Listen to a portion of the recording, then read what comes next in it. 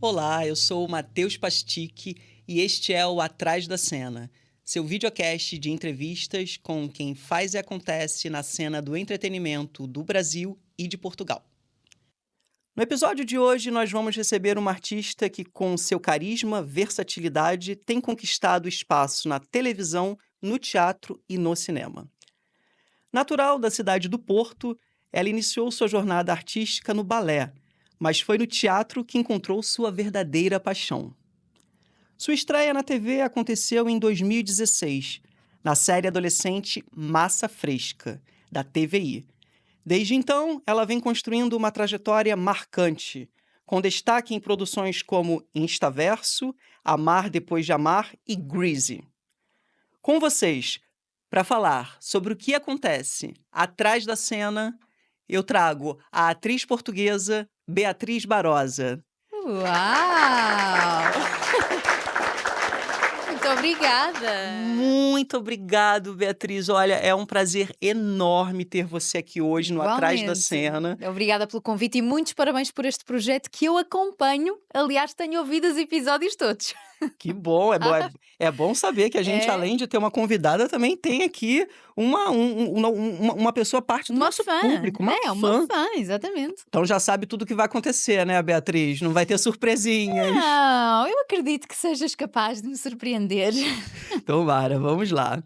Olha, para começar esse nosso encontro, eu já quero começar brindando. Quero que você puxe um brinde hoje para esse nosso encontro tão especial. A que você quer brindar, Beatriz Barosa? A ti e ao atrás da cena, claro. Oh, meu Deus, muito obrigado, olha. Hum, que delicinha. Beatriz, vamos lá. Nessa primeira temporada do videocast, eu tô começando o nosso bate-papo sempre com a mesma pergunta, que é uma pergunta que, para mim, ela é muito importante, né? Que é quando você entrou pela primeira vez dentro de um camarim. Então, eu gostaria que você buscasse lá nas suas recordações e nos revelasse se você lembra o momento em que você entrou pela primeira vez dentro de um camarim. Ok, eu acho que foi quando eu tinha cerca de 6 anos, era bem pequenina, quando dançava, não trabalhava como atriz ainda. E acho que foi no Auditório de Lavra, que fica a norte de Portugal, porque eu fazia lá espetáculos. Então acho que foi nessa altura, com uma escola de dança que eu frequentava, acho que terá sido aí. Uhum. Que maravilha. Você começou suas primeiras manifestações artísticas foram Foi na exatamente dança. na dança, fazendo Exatamente. balé. Uhum. Conta um pouquinho pra gente, como é que foi isso? Quantos anos você tinha nessa época? Quando eu comecei tinha 4 anos. Era bem pequenina. Sim, eu tinha pé cavo, tinha um desvio na anca, portanto, queríamos melhorar ali umas coisinhas de postura. E funcionou nesse sentido, só que eu percebi que havia outro lado da comunicação que talvez me fascinasse mais, mas ainda demorou um bocadinho até descobrir que queria ser atriz. Ainda dancei durante algum tempo, balé foi menos tempo, foi só mesmo na infância. Depois fiz dança jazz, fiz contemporâneo e só depois, mais tarde, aos 14 anos, é que eu percebi que talvez fosse por outro caminho. Você acha que a sua família foi importante pra você nesse início de carreira? Muito, muito importante. Apoiaram muito, aliás, continuam a apoiar, e isso é fundamental, sentirmos essa base, esse porto seguro. São muito, muito importantes mesmo. Que maravilha. Então conta pra gente, foi balé, foi dança contemporânea, Uhum. tudo isso ainda quando até a infância, né, até o Sim, infância e começo da adolescência. Sim, depois comecei a dançar também em alguns programas de televisão e às tantas eu ia muito ao teatro com a minha avó e com os meus pais também e comecei a perceber que aquilo me fascinava e eu gostava de experimentar fazer aquilo. E foi nessa altura, mais ou menos com 14 anos, que uma mãe de uma amiga da minha irmã, que era atriz, é atriz lá no Porto, a Teresa Chaves, para quem manda um beijinho se estiver a ouvir, ela é atriz e ela ia iniciar um ateliê de expressão dramática extracurricular.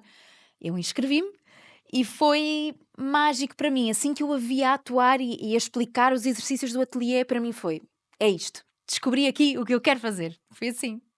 Maravilha. Eu queria falar sobre uma das suas primeiras personagens de destaque na TV, Uhum. que foi a Catarina, da série adolescente Massa Fresca, exibida pela Exatamente. TVI em 2016. Ó, a gente tem. Cadê? Deixa eu botar umas imagens de Massa Fresca. É isso aí. As imagens Ah, que a meu gente tem. Deus! Sim, sim, sim. Pois, foi noutra vida, não é? Como podem ver, foi noutra vida. Mas foi muito importante, claro, foi um começo na televisão, digamos assim. Eu tinha feito uma outra participação numa série da RTP antes, quando eu tinha 15 anos, mas de facto foi só um episódio piloto, portanto, esta série é que me deu uma outra visibilidade e fez com que eu passasse a ser conhecida na rua, por exemplo, que é também uma questão. E foi maravilhoso, era aprendizagem constante, foi uma primeira experiência. Aqui estou com a Daniela Melchior, que fazia a minha melhor amiga na história, e pronto, era isso. Eu cantava também, portanto também podia usar essa valência. Foi muito, muito bom, uma experiência muito feliz. Catarina, ela era uma jovem criativa, né, Uhum, com vários talentos. é. Como é que você fazia para demonstrar essas habilidades dela em cena? Você ensaiava, você praticava ali nos intervalos? Conta pra gente como é que funcionava isso. Olha, uma das habilidades dela era desenhar, que eu tenho zero. Eu não sei desenhar nada, nada, nada. E isso, na verdade, era uma das coisas que a personagem fazia melhor. Portanto, era tudo feito pela produção e por pessoas que de facto desenhavam, era tudo falso. Todos os desenhos que vocês viam lá eram feitos exatamente atrás da cena e depois eu só dava um toquezinho durante a cena que era para fingir que era eu que tinha feito, porque de facto não era.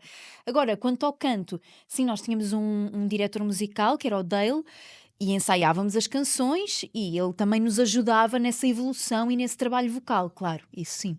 Você acha que alguma cena ali relacionada a esse processo te marcou? Sim, eu acho que houve uma cena que foi determinante até, e eu pude trabalhar ali uma concentração um bocadinho diferente, que foi estes irmãos, para quem não viu a série, peço desculpa, mas vou fazer aqui um mini spoiler, mas isto acontece muito no início da história. Os pais deles morrem, eles são 5 irmãos e os pais morrem. Pronto, num acidente assim trágico, e o pai morre imediatamente e a mãe não. A mãe ainda tem uma cena com esta filha mais velha, a Catarina, em que ela meio que se despede e que atribui funções a cada um dos irmãos. E era uma cena muito forte com a Sofia Alves, era a atriz, e eu lembro-me que nós concentrámos-nos em conjunto e às tantas, durante a cena, era uma era um momento tão tenso e eu lembro-me que era uma cena bem forte, assim, muito intensa, e eu desatei a chorar mesmo, até me lembro com lembro-me mesmo muito bem desta cena e foi uma das cenas mais marcantes, porque acho que pude mostrar um outro lado meu enquanto atriz que até então não tinha mostrado. Sim. Conta pra gente que tipo de orientação você recebia da direção nessas cenas com a carga dramática maior? Uhum. Nós tínhamos o João Pedreira e a Manela Couto, eram os nossos diretores de atores.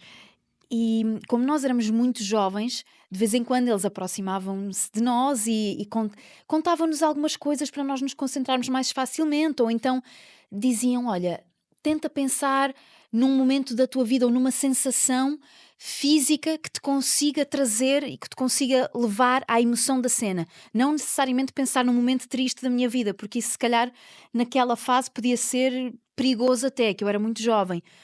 Mas pensar numa sensação, até podia ser, por exemplo, olha, na escola de teatro, por exemplo, houve um exercício que era bastante útil, que era, nós imaginávamos-nos como se estivéssemos presos num caixão, por exemplo.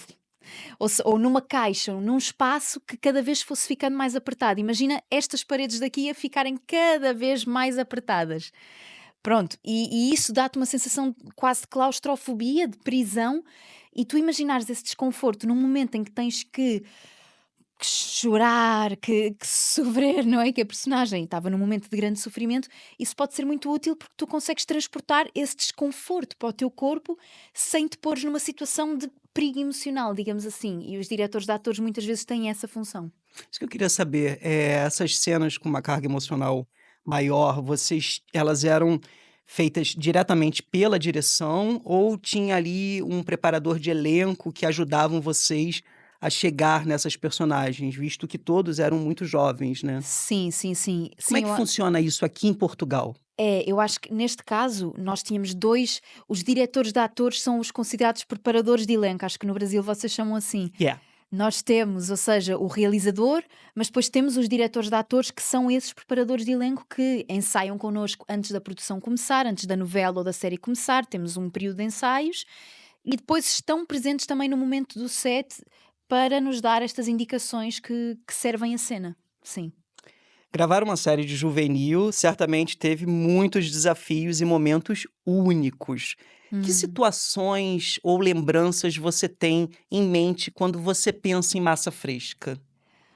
Olha, lembro-me logo do início de eu achar que as pessoas não me iam conhecer na rua, nunca na vida, porque eu estava caracterizada de uma forma diferente, digamos assim, não é? Maquilhada, com um penteado diferente. Eu pensava, não, não, ninguém me vai reconhecer, porque isto não sou eu, isto é uma personagem. E às tantas percebi que não era assim. E depois lembro-me do fascínio que senti ao trabalhar com atores que tinha acompanhado desde a infância. O Rui de Carvalho, nomeadamente, é um ator gigante aqui em Portugal. A Ana Brito e Cunha, lembro-me perfeitamente que eu vi ao Jardim da Celeste, que era uma série infantil de Portugal, e de repente estar ali com ela a trabalhar, a beber da sua sabedoria, foi fascinante para mim. E muitos outros atores. Portanto, eu lembro-me desse fascínio de estar ali pela primeira vez, a viver, no fundo, o que eu queria fazer para a minha vida, a minha profissão de sonho, sim. Realmente, Massa Fresca é uma eu posso chamar de série? Sim, Novela? Como que vocês chamam ela aqui em Portugal? é uma série, sim, foi curtinha, era uma série. É uma série que Os fez episódios também muito eram curtos. sucesso. Fez Foi. muito sucesso e é uma série que te ajudou a te projetar, né. Ela te deu uma projeção e abriu as portas, Sim, tanto que depois desse trabalho você foi convidada para fazer parte do elenco do musical Grease. exato. Sim, um bocadinho depois. Sim, avançámos aqui uns anos, mas é verdade. Antes de tudo, eu queria saber como o convite para esse trabalho chegou até você. Foi um agente que te ligou? Conta pra gente, Beatriz, como é que funciona isso aqui em Portugal? Como é que Uhum. um ator é uma curiosidade, você sabe que de todos que estão em casa, né, saber como que os atores chegam em determinados trabalhos. Como que você chegou em Grease? Foi como? Foi um convite? Foi Neste um caso teste?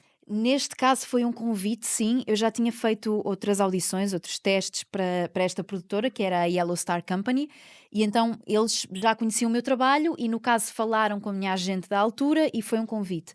Mas sim, normalmente há audições ou há self-tapes que enviamos. Hoje em dia temos esta facilidade das self-tapes. E sim, eu acho que nesse aspecto talvez seja parecido com o Brasil. Talvez funcione de forma semelhante. Grease, ele é conhecido pelas coreografias elaboradas e um Uhum. ritmo acelerado. Como é que eram esses ensaios? Conta pra gente. Os ensaios, posso dizer que perdi peso. Não, porque as coreografias realmente são muito dinâmicas e complexas, mas é maravilhoso. O musical é uma arte em que nós podemos explorar várias valências e vários ramos da interpretação, digamos assim. O canto, a dança e a própria representação na interpretação. Portanto, é muito bom, é muito enriquecedor e exige uma grande preparação, mas isso é que também é desafiante para nós enquanto atores e que nos motiva, não é? É bom. Geralmente um espetáculo grande como Grease, quanto tempo antes começam as preparações, os ensaios? Quanto tempo dura? Eu acho que neste caso, talvez uns 3 meses antes, talvez eu acho que tivemos uns 3 meses de ensaios, sim, mas é variável, depende da altura em que a produtora está, de timings do próprio espaço onde se vai apresentar o espetáculo, acho que é variável. Neste caso, acho que foram uns 3 meses de ensaios, sim. E teve alguma parte da coreografia que particularmente foi desafiadora para você? Olha, sim, nós tínhamos uma das músicas, é muito conhecida, o We Go Together, que entrava ali a meio do espetáculo e depois voltava no final, e é uma coreografia mesmo muito complexa, é muito mexida, exige muita energia e cantar essa música que se as pessoas se recordarem, também é uma música complexa que tem muitas palavras rápidas e palavras inventadas inclusivamente, cantar essa música e fazer a coreografia em simultâneo não era fácil e eu chegava realmente cansada no final da coreografia, mas era, lá está, era um ginásio em palco, sim. Cantar em um musical exige pressão e controle vocal, Uhum. isso é verdade. Como é que foi para você o treinamento para o Grease? Olha, nós tínhamos um diretor vocal, que é o João Guimarães, diretor vocal e musical, na verdade, e ele é maravilhoso, ele é mesmo minucioso a trabalhar. E foi isso, foi no processo de ensaios com o João que fomos praticando, cada ator praticava as suas canções. Claro que são canções universalmente conhecidas, então podíamos ir praticando em casa antes dos ensaios iniciarem, mas também esta coisa de as músicas são muito conhecidas, já sabemos cantar, não é bem assim, porque nós nunca, quando não nos dedicamos realmente a aprender aquela canção especificamente, sabemos assim trautear e tal, mas não com o perfeccionismo que é necessário num musical. Portanto, foi este processo com o João Guimarães durante os ensaios que fez este espetáculo ser possível. E você tinha solos durante o espetáculo? Neste não tinha. Neste não, porque mesmo no musical originalmente a Frenchie, que era a minha personagem, não tem solos. Depois, num outro musical que fiz com esta produtora, que era o Saturday Night Fever, esse sim já era com o protagonista e tinha alguns solos. Quer dizer, tinha um solo e depois tinha uma música que cantava com o outro protagonista, que era o Ricardo Sá. Sim, mas neste não tinha. Neste foi um aquecimento para depois chegar ao outro. Mas participar dos coros também é muito difícil, né? Também é. Como é que foi essa experiência? Foi de muito estudo, porque há muitas vozes e harmonias que é preciso aprender e decorar. Eu às vezes tinha alguma dificuldade a decorar as harmonias quando nos eram ensinadas ali à partida, mas é isso, requer muito estudo. Você acha Muito. que isso te trouxe algum aprendizado, ou te fez aprender, sei lá, alguma técnica nova? Eu acho que em termos de disciplina, eu acho que foi isso que mais me trouxe este musical. A disciplina e o rigor, mesmo quando não temos um papel protagonista, que é o caso da Frenchie, que é a melhor amiga da protagonista, é necessário um rigor igual, ou seja, mesmo que a personagem não tenha à partida tanto destaque, tudo faz parte do espetáculo. O espetáculo vive como um todo graças a todos os elementos, portanto é manter sempre o rigor e a disciplina. Os figurinos de Grease são icônicos Uhum. e ajudam a transportar o público para a década de 1950. Pelo fato de ser uma franquia, as roupas usadas em cena tinham que seguir um padrão do espetáculo original? Olha, muitas vezes é assim, realmente. Eu acho que neste caso havia algum espaço para improvisar um bocadinho no que toca aos figurinos, tanto que eles não eram exatamente iguais à versão da Broadway ou a outras versões. Acho que neste caso não era estritamente necessário fazer igual. Pronto, mas era muito parecido, sim. Eu fazia uma Pink Lady, não é? E a roupa, se forem comparar com outras franchises, é muito parecido. E o mesmo aconteceu em relação à maquiagem e aos cabelos? Não, até porque aqui havia alguma liberdade. Alguns dos atores, incluindo eu própria, nós estávamos a fazer alguns trabalhos em simultâneo, isso também acontece muito. Eu, por exemplo, estava a fazer uma série de época, ao mesmo tempo que fazia o Grease, que era a Terra Nova.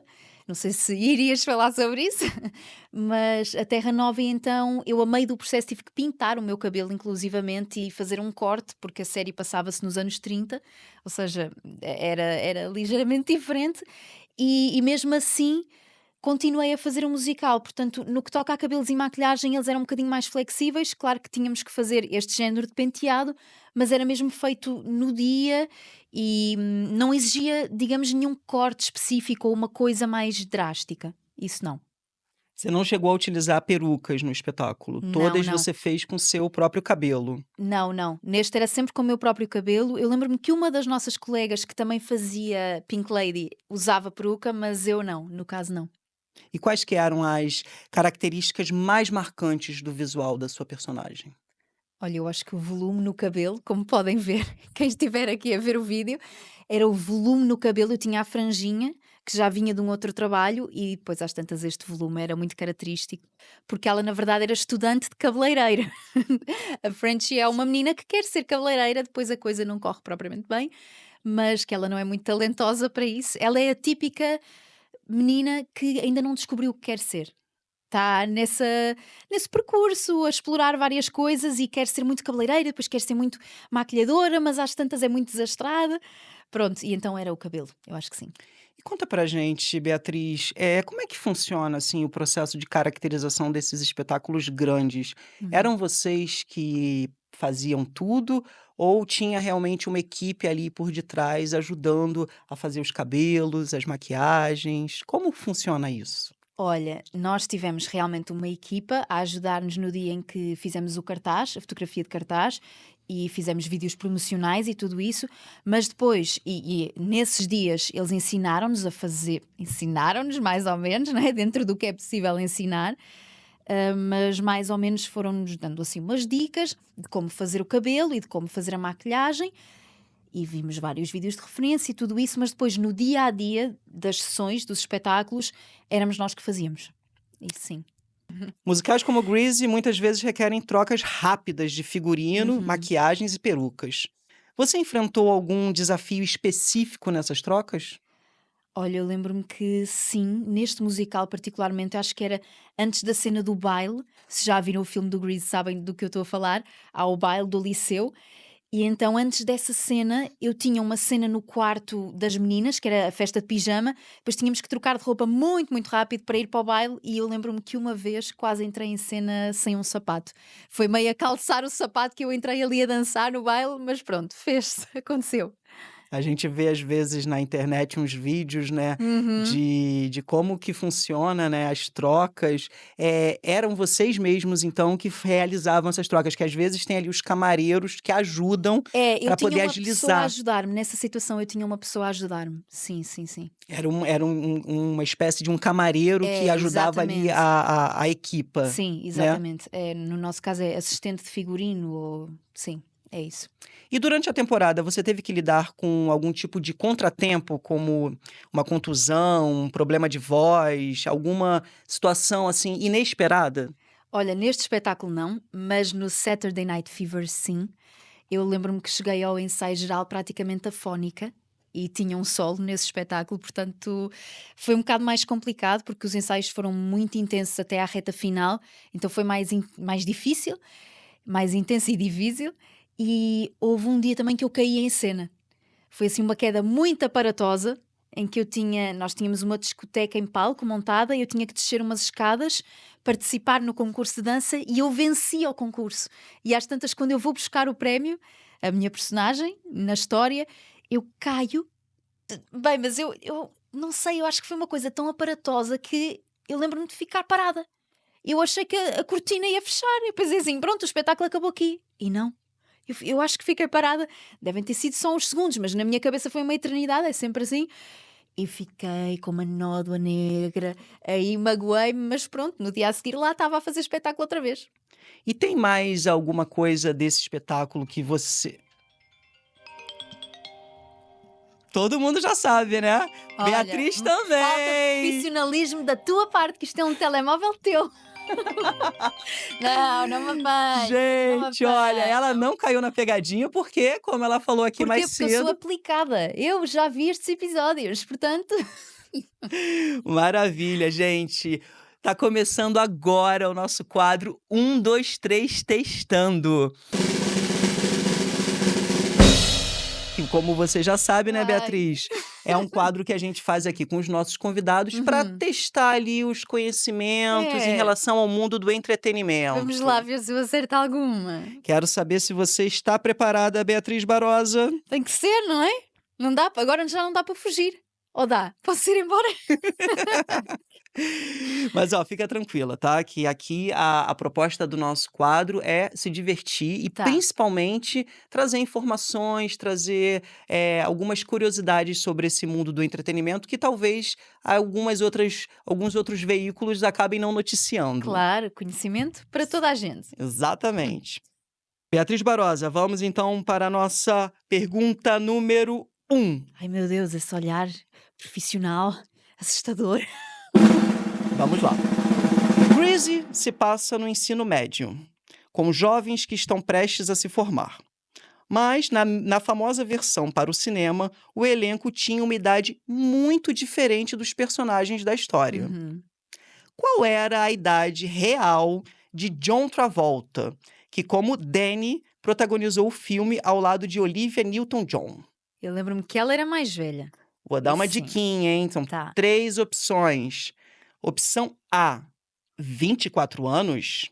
Uhum. Opção B, 29 anos. Ou opção C, 22 anos?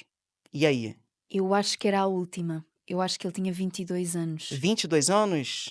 Ai, E aí, espera. gente? Qual era a diquinha? Ias-me dar uma diquinha. A diquinha são essas 3 alternativas. Ah, é isso? Isso é uma dica e tanto. Pensei Isso é que era uma mais. dica e tanto. Tá bem, mas eu acho... Eu, por acaso, acho que ele tinha Eles eram 22. mais velhos do que o Sim, original claro, ali, né? claro. Não eram Sim, do que as adolescentes. idades. E nós também éramos. Aliás, essa é uma das propostas do Grease, é eles serem mais velhos. Mas eu, por acaso, tinha a ideia que ele tinha 22. Será que eu vou falhar? Será que você... Ou 22? é 22 ou 24. E aí? Mas eu acho que eu vou bloquear 22. Vai ser 22? Vai. Então, será que Beatriz Barbosa acertou? Não. 24 Ah, anos. olha, mas pronto, eu disse ou 22 ou 24. Portanto, troca para o 24. Exatamente, ele tinha 24 Ok. anos. Achava que era No 22. espetáculo também aconteceu isso, de atores mais velhos interpretarem Sim. personagens mais novos. Sim, sim, sim. Aliás, eu era das mais novas. Eu acho que era a segunda mais nova. Eu tinha 21 na altura. E havia um ator mais novo que eu que tinha 17. Esse era o único que estava ali mais ou menos dentro da idade. Havia lá pessoas com 30 e tal, 40 e tal. Sim, aconteceu. Antigamente você sabe que era muito comum atores mais velhos interpretando personagens mais novos, né? Mas eu acho que era uma das propostas mesmo De do Grease. Grease, é satirizar E sobre a isso. juventude, sim, no fundo, as atitudes. Vamos lá, Beatriz. Pergunta número 2. Um conto do escritor Fernando Pessoa serviu de base para um dos filmes em que você atuou. Um jantar muito original. Uma marca desse autor é que ele escrevia livros como se fosse outros escritores que ele mesmo inventava. Um deles era um português que se mudou para o Brasil após o fim da monarquia. Vamos lá. Qual era o nome desse autor inventado por Fernando Pessoa? Mas não é o autor do conto que eu fiz no cinema. Não. 3 opções. Opção A, Ricardo Reis. Opção B, Álvaro de Campos. Ou opção C, Coelho Pacheco? Vamos ver se você sabe essa. Essa é difícil, você acha? Para mim é difícil. Sim, porque era... Ou seja, o que é que ele tinha feito? Tinha... Era um pseudônimo, né? Sim, era um pseudónimo, eu sei, Era mas- o nome que o autor inventou. Que Mas no Fernando- caso era um conto de quê? O que é que tinha a ver com o Brasil? Estava relacionado com o Brasil, tinhas dito? Um deles era o português que se mudou para o Brasil após o fim da monarquia. Sim, exato. Portanto, Álvaro de Campos, Ricardo Reis. O outro, eu não conheço o outro nome. Ricardo Reis, Álvaro de Campos ou Coelho Pacheco? Portanto, vou arriscar. Será Álvaro de Campos? Será? Não. Ai, não sei. Eu acho que esta não sei. Bem... Deixa-me ver a tua cara. O que é que tu, quando eu digo Álvaro de Campos, como é que tu reages? Eu não posso dar mais dicas. Oh, tá bem. Pronto, então... Vamos arriscar Álvaro de Campos. Álvaro de Campos? Será? Ricardo Reis? Ricardo Reis. Ah, então Foi eu o fico sempre na dúvida pseudónimo. entre dois e erro. Mas pronto, o público lá em casa sabe que eu, no fundo, estou na dúvida entre dois, depois digo um nome, mas no fundo eu queria dizer o outro. Mas igual você, tem muita gente em casa que tá assim também, Beatriz. não é? Te garanto. Vamos lá, gente. Pergunta número 3. Assim como no Instaverso, a famosa série Black Mirror explora questões ligadas a uma sociedade super conectada. Uma cidade brasileira já serviu de cenário para um dos episódios da 5ª temporada desta série. Qual é essa cidade? Não sei. Essa é difícil, né? Mas essa eu vou te dar uma ajudinha. Vamos lá. Opção meu Deus. A, Rio de Janeiro. Opção B, São Paulo. Ou opção C, Salvador. Vamos lá. Bem, pela tua reação, São Paulo. É que Será? tu disseste São Paulo. Dei uma dicona, então, Foi. né? Mas é isso mesmo!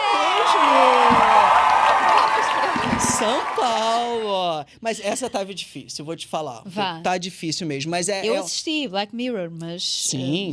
Foi filmado em São Paulo. Foi na época causou... Para ti não era difícil. mas- Porque você sabe que lá no Brasil isso foi muito falado, né? Claro. Uma série como Black Mirror vir filmar no Brasil, Claro. foi super Impactante, noticiado. claro. E a gente tá aqui para deixar isso lembrado aí para todo mundo. E aí, Beatriz, como é que você acha que você se saiu? A Não, última, olha, foi um pontinho que a Beatriz é fez, verdade. que eu Não, mas olha, ajudei. eu acho que devias pôr meios pontos, porque nas outras eu estava indecisa entre uma e outra e depois resvalei para a errada. Mas pronto, eu acho que tens que me dar meios pontos. Vá. Vamos Tens que pensar. fazer essa exceção aqui. Vai aparecer aí depois o ranking, Tá. hein? E você aí de casa, como é que você se saiu? Lembrando que se você tiver perguntas para enviar para o nosso quadro 123 Testando, é só enviar para as nossas redes sociais, que se elas forem aproveitadas, nós vamos dar os devidos créditos. Beatriz, agora vamos falar um pouco da sua participação na série Instaverso. Uhum. Nessa produção, você dá vida a Maria, uma jovem que encontra nas redes sociais uma fuga para os problemas que enfrenta na vida real. Uhum. Você poderia contar para o nosso público um pouco mais sobre a trama dessa série e da sua personagem? Sim, como tu disseste, ela é uma jovem, ela é completamente fascinada pelas redes sociais, particularmente por uma influencer que se chama Inesperada, que é interpretada pela Teresa Tavares. Um beijinho também para a Teresa, que eu gosto muito dela. E ela é completamente fascinada por essa influencer e o maior desejo da vida dela é ter aquela vida. Pronto, isto aborda a temática das redes sociais, um bocadinho como a Black Mirror, estávamos a falar sobre isso, porque no fundo as redes sociais não mostram, não têm que mostrar a realidade total de uma pessoa, não é? É uma coisa muito filtrada. E a minha personagem, a Maria, acha que aquela influencer tem de facto aquela vida. E às tantas ela descobre uma espécie de um portal em que ela consegue entrar nas respectivas publicações de Instagram, não é bem Instagram, vai, é aquela rede social desta influencer. Pronto, e quando ela vai até ao momento em que as publicações foram feitas, as fotografias tiradas e os vídeos feitos e tudo isso, ela percebe que a realidade de vida desta influencer não é assim tão perfeita e tão glamourosa quanto isso. E começa a dar um bocado mais de valor à sua própria vida. Instaverso tem um formato diferenciado, né? Com Uhum, episódios curtos de 15 minutos. Algo bem apropriado para o público jovem. exato. Como é que era o ritmo das gravações? As diárias, elas tinham as mesmas durações de uma série convencional ou era diferente? Olha, esta série foi feita em 15 dias. Foi muito, Não muito rápido. acredito. Não, foi 15 dias. 15 dias? Esta é uma curiosidade aqui. É verdade, foram 15 dias e nós tínhamos uma equipa praticamente toda vinda de Londres e foi muito, muito intenso. Foi rodado no norte de Portugal e então foi assim, muito pouco tempo de rodagem. Portanto, os dias eram muito intensos. Eu, no caso, era. Aliás, éramos todos protagonistas da série. A série, no fundo, só tinha 4 atores. Portanto, era eu, Luís Garcia, Teresa Tavares e o Pedro Lacerda. Portanto, estávamos ali todos muito tempo. Era muito intenso para cada um de nós, porque teve esta duração curta de rodagem. Portanto, era mesmo o dia todo, de manhã à noite, praticamente. Mas foi muito bom. Foi muito bom. O texto era muito, muito bom. E a direção maravilhosa do António Sequeira, é um realizador com quem gostaria muito de voltar a trabalhar, inclusivamente. E foi uma experiência mesmo. Foi um marco bom na minha carreira, sim. E o formato das cenas, ele era diferente? Elas eram mais curtas? Os diálogos, eles eram menores? Dependia. Havia certos episódios em que até havia cenas bastante longas. Por exemplo, havia episódios em que tinham umas 3 cenas por episódio, sendo que cada cena podia ser de facto muito longa. Acho que até as cenas até eram mais longas. Era menos cenas por episódio. Você acha que esse formato, ele acabou influenciando a sua forma de interpretar? Esta série específica, acredito que sim. Aliás, acredito que nós aprendemos em cada trabalho que fazemos e trabalhar com o António foi muito bom, porque ele é muito meticuloso a dirigir. Para além de que era um assunto que eu nunca tinha abordado assim numa série, num produto de ficção, e a personagem também era completamente diferente, tinha assim alguns rasgos cómicos, mas tratando assuntos muito sérios e importantes hoje em dia. Portanto, sim, acho que sim, foi uma viragem importante na minha carreira. Na construção do visual de Maria, há um contraste evidente entre a aparência dela no mundo real Uhum, e no Instaverso. sim. O que se queria mostrar com essas diferenças? Como é que isso ajudou você a entrar no papel? Como é que eram esses dois universos dela? Então o Instaverso era um universo idealizado, no fundo. Portanto, ela acabava por ter uma produção diferente, a cobertura da maquilhagem era se calhar mais forte, para não se notar nenhuma imperfeição, porque era um universo idealizado, estava mais produzida, um batonzinho vermelho, uma coisa diferente. E na realidade era um visual mais cru, que mostrava mesmo o dia a dia dela. Ela trabalhava, era. Fazia limpezas numa casa, em várias casas, aliás, era funcionária doméstica, portanto era um visual muito cru, não tinha de facto muita coisa e era para se notar o cansaço da personagem, o dia a dia difícil, difícil vá, o dia a dia, sim, não era propriamente fácil, portanto o dia a dia assim mais real, mais de vida, no fundo, e não de uma coisa propriamente idealizada e de sonho. Portanto, tínhamos essas duas maquilhagens diferentes e o cabelo também era diferente, uma coisa mais crua e uma coisa mais trabalhada e mais idealizada. E o processo de caracterização, figurino, toda a criação da sua personagem para esse trabalho, Hum. você acha que nesse produto específico teve alguma diferença ou ele seguiu os mesmos ritos de todos os outros projetos da sua carreira? Por acaso há uma história curiosa, não é uma história, é uma coisa curiosa, que é a maquilhadora vinha de Londres e em Londres é estritamente proibido, eles são muito, muito cuidadosos com a higiene, pronto, é bom, mas é estritamente proibido, por exemplo, passar um pincel na minha cara e de seguida ir passar na tua. Ou seja, isso é mesmo, ela disse mesmo que não se podia fazer isso. E eu e a Teresa Tavares, que era outra atriz que trabalhava comigo na série, tivemos uma cena em que tínhamos que nos maquilhar uma à outra. E eu lembro-me que havia um batom que passava de mim e supostamente para ela, e a maquilhadora apareceu no set e disse: Não, não, não, isso não pode acontecer, por favor, vocês não passem o batom de uma para a outra, isso é proibido. Pronto, e nós não fizemos isso. E é curioso que isto foi em 2019, no final do ano, bem antes de entrarmos na pandemia. Mal nós imaginávamos que depois disto ia acontecer mesmo uma situação que nos ia impedir, obviamente, de partilhar materiais de caracterização. É, porque depois da pandemia, os protocolos em relação à Uhum. caracterização passaram a ser muito mais exigentes, Sim, né. sim, sim, sim, sim. Realmente, hoje a gente não divide mais esse tipo de produtos, Não, porque não, os riscos de contaminação são muito grandes, né. claro. É realmente assim como essa caracterizadora Sim, de Londres exato. te mostrou. E que mais dessa caracterização você sinalizaria pra gente como algo que te ajudou ali para criar esse personagem? Como é que foi também esse processo ali?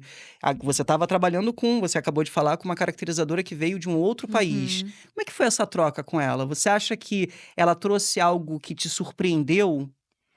Ela tinha um cuidado, era uma coisa impressionante e uma disciplina, um rigor no trabalho, que eu acho que é muito britânico e que só nos faz bem aprender com isso, mas acredito que nós também temos isso cá em Portugal. Mas sim, acho que era esse rigor da parte dela. E ela era muito criativa também, mesmo até fazia-me, maquilhava-me para o trabalho, mas às vezes ia dizendo: eu gostava de um dia te maquilhar neste sentido, fazer uma coisa mais glamourosa, um editorial, uma coisa", era giro, porque à medida que ela ia fazendo a maquilhagem necessária para a Maria, ia-se inspirando, ia tendo outras ideias e pensando em outras coisas, outras possibilidades que podia pôr em prática comigo, no caso. A série, Beatriz, também trabalha bastante com efeitos visuais e Uhum. sonoros para criar o mundo virtual. Sim. Houve algum momento em que você teve dificuldade para interagir com algum cenário ou efeito que teria sido inserido depois na pós-produção? Não, não, olha, acho que isso foi muito bem trabalhado com o nosso realizador e com toda a equipa. Acho que foi muito ensaiado, apesar de termos pouco tempo, acho que foi tudo feito com muito cuidado, portanto não houve assim nenhuma dificuldade. Houve sim algumas mazelas que eu fiz. Eu lembro-me que tinha uma cena em que eu caía dentro de um caixote do lixo para descobrir esse tal portal que me levava até ao Instaverso, em que eu também fiz nódoas negras, mas eu faço nódoas negras com muita facilidade, porque eu tenho uma pele muito sensível. Houve essa situação, depois também me lembro que tinha que rebolar numa floresta a uma dada altura da série e também, ou seja, às vezes há esses pequenos desafios físicos, mas que também são histórias para contar, não é nada de difícil, sim, não é muito difícil. Instaverso trata de temas como a busca por uma perfeição inalcançável. Durante as gravações, houve alguma cena ou momento que lhe fez refletir sobre a forma como usamos as redes sociais hoje em dia? Uhum. Sim, sim, sem dúvida. Eu acho que cada vez mais temos de ter atenção a que para que o Instagram não é a vida real, não é, ou seja, há pessoas que de facto mostram muito, mas não é necessariamente a vida real. E esta ideia de comparação, de nos compararmos constantemente com uma coisa que talvez seja inatingível, ou mesmo que não seja inatingível, até podemos alcançar essas coisas que vemos online, mas tudo a seu tempo. Acho que o Instagram e as redes sociais, no geral, transmitem muito uma ideia de imediatismo que não corresponde à vida real. Eu acho que as pessoas normalmente têm de lutar pelos seus sonhos e por aquilo em que acreditam. As coisas não acontecem do dia para a noite, não é tudo assim tão rápido. Portanto, acho que é isso. Temos que ter esse cuidado e tentarmos ao máximo não nos desligar, tentarmos ao máximo fazer com que isso não nos desligue da vida real, porque isto aqui que nós vivemos é que é palpável, é, nós vivemos neste mundo e não no mundo virtual. Ou seja, acho que podemos integrar isso no nosso dia a dia, mas não deixar que isso consuma o nosso dia a dia. É uma verdade. Uhum. Vamos lá. Em 2021, de volta à televisão, você esteve no elenco do telefilme Um Jantar Muito Original. Um Uhum. curta que retrata Portugal no período que antecedeu o fim da monarquia. Uhum. O filme, que se passa em 1907, é uma adaptação de um conto que o português Fernando Pessoa escreveu sob um pseudônimo. Uhum. E nele você é Madalena, personagem criada para adicionar uma camada de intrigas à trama original. Uhum. A recriação de como Portugal era no início do século XX foi fundamental para o processo do filme, Um Jantar Muito Original. Queria saber, como é que eram os figurinos da sua personagem? Eles eram difíceis de vestir? Demorava para colocá-los? Como é que funcionava? Que agora a gente está falando de um filme de época, né? Sim, Como é que sim, sim, sim, funcionava sim. esse processo todo para chegar nesse resultado? Neste caso específico, o figurino era complicado de vestir, eu precisava de uma ajudinha e era complicado de despir, inclusivamente para ir à casa de banho, se eu precisasse, eu tentava evitar ao máximo, porque eu precisava mesmo de uma ajuda. Sim, mas era um figurino lindíssimo, os figurinos todos eram lindíssimos, eram muito ricos, literalmente em camadas, porque eu tinha arnês, tinha saiote, tinha muita coisa, mas acho que funcionou, sem dúvida. E em relação ao cabelo e à maquiagem também eram trabalhosos, né? Uhum. Por acaso você usou apliques para dar volume? Como é que foi isso? Era o seu próprio cabelo? Era o meu próprio cabelo. Inclusivamente, eu tinha acabado de gravar uma novela contemporânea, a história contemporânea, 2 dias antes de começar a rodagem deste filme, e eu tinha o cabelo descolorado. Eu tinha as pontas loiras. E então, basicamente, eu tinha fechado o contrato deste filme, só que as caracterizadoras e as cabeleireiras não se tinham dado conta de que eu estava com o cabelo descolorado na novela. E quando perceberam isso pela fotografia que a minha agente tinha enviado, disseram, ela tem que pintar o cabelo já, amanhã, assim que acabar a rodagem. E assim foi. Eu tentei, quem me pintou o cabelo tentou fazer este castanho assim mais natural, digamos, e acho que foi o que se conseguiu. Eu tinha uma franjinha também, não era bem de época, mas foi adaptada no penteado, portanto a nossa cabeleireira teve aqui um trabalho acrescido para transformar o meu cabelo num cabelo desta época. Em relação à maquiagem, ela seguia rigorosamente o estilo da época ou tinha algum toque de frescor dos dias atuais? Eu acho que neste caso seguia, eles aproveitavam para Rigorosamente. seguir. Sim, sim, era uma coisa muito, muito leve, muito natural. Sim. E como é que é, Beatriz? Conta pra gente, como é que é o seu relacionamento ali quando você começa a criar uma personagem ali dentro do camarim? Como é que funciona isso para você? Olha, neste caso foi muito, muito rápido, porque, como te disse, eu tinha acabado de interpretar uma outra personagem uns 2, 3 dias antes, portanto foi. Eu acho que eu me agarrei ao entusiasmo de participar neste filme. Realmente era um trabalho muito interessante e muito diferente do que eu tinha acabado de fazer. Portanto, eu concentrei-me nesse entusiasmo, pus aí a minha força toda e foi, no fundo, um trabalho de pesquisa desta época, porque como era uma época bem distante da que vivemos hoje em dia, eu tive que fazer esse trabalho acrescido de pesquisa, claro. E acho que foi por aí, foi essa pesquisa. A personagem tocava piano, portanto eu também conversei com a minha avó sobre isso. A minha avó é pianista e então eu não toco, ou seja, já tive aulas de piano com a minha avó, mas não se pode dizer que eu toco piano.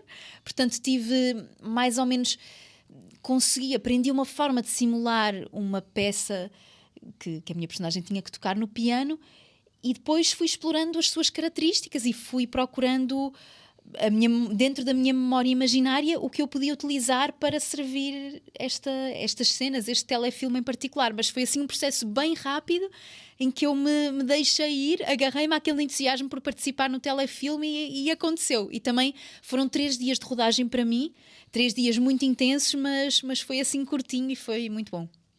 A cenografia e a direção de arte foram destaques nessa produção, né?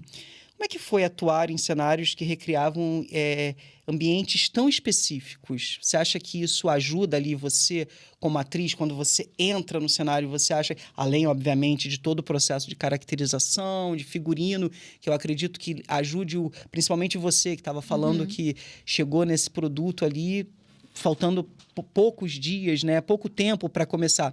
Você acha que, além da caracterização do figurino, quando você entra nesse cenário que é tão rico, você acha que ele também te ajuda a compor essa personagem ou ela já chega mais ou menos pronta? Tem que haver muito trabalho de casa, sem dúvida, mas o cenário, o figurino, a maquilhagem, o cabelo, tudo ajuda.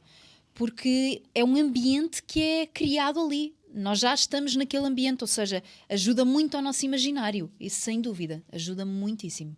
E o filme, ele teve alguma locação especial? Não, olha, era tudo realmente mérito da nossa direção de arte. Foi tudo muito construído por eles. Não houve assim uma locação selecionada para o filme. Foi tudo criado por eles, tudo construído. Olha, sem querer dar spoiler, mas já dando, um jantar muito original termina como diz o título, com um jantar muito original. Muito original. Em que uma cabeça é servida.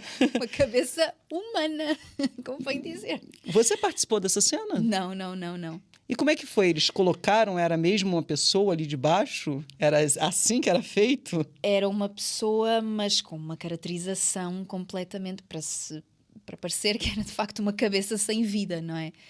Sim, mas era uma pessoa. Era. Maravilha, olha, tá sendo uma delícia, Beatriz, aqui passar por todos esses personagens da sua carreira, que são muitos, né? Para uma atriz tão jovem, você já viveu personagens muito marcantes. Sim, espero que ainda seja o início. Tenho certeza. Para a gente começar a finalizar aqui o nosso bate-papo, eu queria que você, de todos esses personagens que você já interpretou na sua carreira, teria algum que você gostaria de falar aqui conosco, que tenha sido importante, que tenha sido marcante, ou que tenha sido um grande desafio? Olha, um que foi muito marcante, aliás, uma produção marcante para mim foi a Vidago Palace, que foi a primeira coprodução entre a TV Galiza e a RTP. E foi muito, muito interessante para mim fazer também esse trabalho de época. Foi o meu primeiro trabalho de época, logo a seguir à Massa Fresca, no mesmo ano. E foi importante porque era uma personagem mais adulta. E então passar da Catarina da Massa Fresca, que era uma jovem, para uma personagem mais adulta, numa época completamente distante, com características muito vincadas. Era, no fundo, uma iniciante ao feminismo, no fundo, aquela personagem em 1936, uma personagem que tinha valores tão feministas, foi muito, muito marcante para mim. E depois, e essa série agora até está na HBO, em Portugal, no catálogo de Portugal e de Espanha, o que é bom, porque várias pessoas podem ter acesso. E depois o Circo Paraíso foi uma outra série que fiz, em que eu fazia uma menina que tinha crescido na mata, numa floresta. E então também foi um trabalho de composição muito interessante. Ela falava de uma forma diferente, a locomoção dela também era completamente diferente e foi um trabalho de criação muito, muito gratificante. Sim. Que maravilha, Beatriz. Olha, estamos chegando já ao final do nosso videocast, mas antes de encerrar, eu queria convidar a Beatriz Barosa para participar do nosso último quadro, que é o Biografia Autorizada.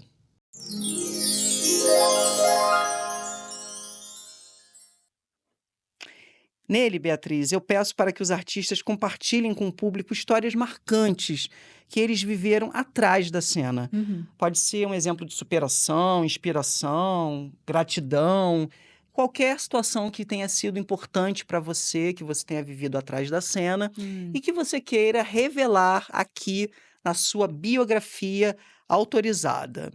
E Uhum. então, Beatriz Barosa, que história Ok. aconteceu atrás da cena que você incluiria na sua biografia autorizada? Ok, olha, eu lembrei-me de uma história que tem a sua graça, não é propriamente inspiradora, não sei, podem retirar daqui alguma inspiração se quiserem. Mas eu lembro-me, logo no início da minha carreira, eu estava a fazer a massa fresca, tinha 19 anos, portanto, e eu sou do Porto. Nessa altura tive que me mudar para Lisboa. E lembro-me que tinha acabado de chegar do Porto, estava ali na zona do Cais de Sodré, para quem conhece Lisboa, e vinha muito carregada com os textos da novela, vinha assim, mas mesmo carregada com malas, com tudo, e às tantas tinha uma capa com os meus textos da novela e as folhas estavam assim, algumas folhas, como eu já tinha estudado bastante e mexido bastante, estavam assim um bocadinho soltas da capa. E às tantas estava uma ventania e começou tudo a voar, o meu texto todo. E eu acho que nós ainda não tínhamos começado a gravar. Ou seja, estávamos em processo de ensaios ainda. Eu ia começar a gravar e eu não tinha ali as minhas cenas. Claro que podia ir ao e-mail buscar, mas aquela já tinha os meus apontamentos. Ou seja, eu fiquei muito aflita. E de repente, quando eu penso que já não vou conseguir recuperar as minhas cenas, vem uma senhora do nada, uma senhora, juro, ela aparece ao pé de mim, uma senhora com eu vou relembrar que o meu texto tinha voado, as folhas tinham voado pela rua, na Avenida 24 de Julho em Lisboa, e de repente vem uma senhora com as minhas folhas todas, ela apanhou as minhas folhas e entregou-me. Eu não sei, aquilo parecia um anjo que me apareceu ali. Eu fiquei incrédula, obrigada, e às tantas continuei. Depois olhei para trás para dizer mais qualquer coisa à senhora, já não a vi mais.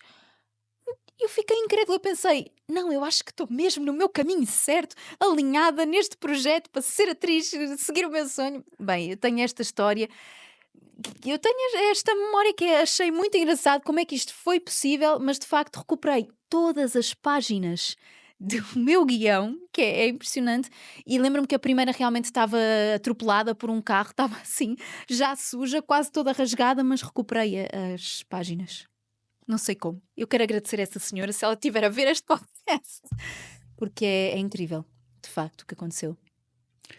Muito obrigado, Beatriz, pela sua presença, por Obrigada, compartilhar um pouco das suas histórias conosco. Você é uma atriz muito talentosa, muito carismática, muito linda.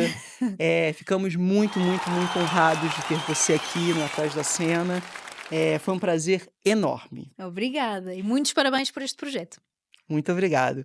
E obrigado também para você que está aí de casa acompanhando a gente. E não esqueça de curtir nossa página, comentar e de seguir o nosso canal. Ajudar a gente a divulgar o nosso videocast aqui em Portugal e no Brasil também. E esse foi o Atrás da Cena. Até o nosso próximo episódio, malta!